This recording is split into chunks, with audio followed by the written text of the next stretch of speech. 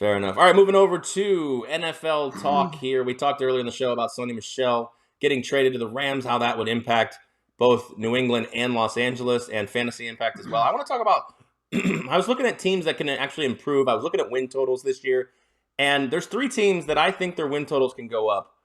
And I believe that one of them's kind of low-hanging fruits, but the other 2, I think we're definitely going to have some improvement here with these teams based on their quarterback play.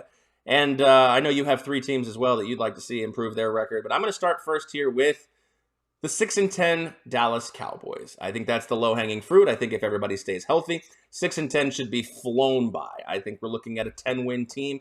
Again, if everybody stays healthy, the defense just has a shred of a pulse. I think we're looking at the NFC East champions here, and I think 10-7, 11-6. I guess we have the 17-game schedule now. It's going to take some time to get used to that. But, I think 10-7, 11-6 is going to win the NFC East this year, and I think the Cowboys improve their record.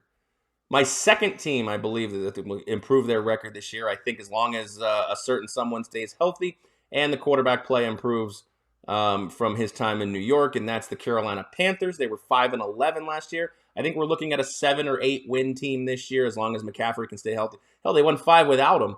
That's incredible. So I think, again, getting out of the clutches of Adam Gase will help Sam Darnold, and I think we're looking at like an 8-9 or a 9-8 win team this year with the Panthers. And those lowly Jaguars. It's really hard to be worse than 1-15. I think they can do it, but I think we're only getting maybe 3 wins out of the Jaguars this year. I think the Travis Etienne injury is a huge blow. Out for the year. They could have used a guy like Sony Michel or even traded for a guy like James White. They just catch passes out of the backfield. James Robinson was phenomenal last year, but he can't. I don't know if he can shoulder the load consistently as a 3-down back for his career. So to have a guy like Travis Etienne in the lineup and then take him out is a huge blow, but I still think we're looking at like 3-14 for the Jaguars, which improves their record. Yeah, that was one of the ones I was looking at too. I was just very depressed this morning watching what I saw on ESPN and other places that the Jaguars had a crappy game against the Saints, which we'll get to. Maybe. But before I get into mine, I want to make sure that people do remember, if you have comment suggestions or sponsorship opportunities, please, 12-ounce amdrive@gmail.com. That's 12OZ-AMDrive@gmail.com. Our website, theamdrive.com. You can find all kind of cool stuff. You want some merch like these beautiful mugs? amdrive.online. And do remember, this is brought to you by Fanatic. I lied. By Vice Golf. MikeandAaronDrive.com. Click the Vice Golf logo. My 3 teams that are most likely to improve their record in 2021.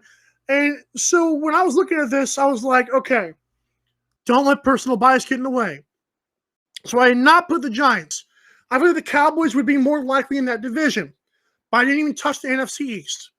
I was scared to death. I'm a Danny Dimes guy, and I got to get my shirt soon. Number 1, I agree with you. The Panthers were 5-11 last year. Sam Darnold is ready to fly. Matt Rule is the resurrector of football teams. He took a Baylor program that was trash, built him up. He won 5 games, like Aaron said, without Christian McCaffrey. This team is bound to not only win more than 5 games, I think possibly, and be in the playoff hunt at least, and even finish second or in their division. Next, the Patriots, who are 7-9. This is not me saying I'm a Bill Belichick guy, although it kind of is. This is me saying that last year, a bunch of their defensive and even offensive guys took out due to COVID. I feel like this was a master plan by Belichick the more and more I look at it. I don't care if Cam Newton or Mac Jones is starting, although I think Cam Newton will be the starter. I feel like Bill Belichick has his team ready to go. They didn't trade away Sony Michel for nothing. I feel like they know what they have. I feel like they're going to win like 9 or 10 games. I really do, and they could be in the playoff hunt. And finally, the 49ers, who are 6-10, a team that got riddled with injuries last year. I do believe the 49ers, with Trey Lance, Mr. Aaron, will win more than 6 games. That's fine. They can win with Trey Lance. I just need him to be on the bench for game 1. That's right. For snap one, pretty much. I just need him to sit the bench for the first snap. That's it. All right.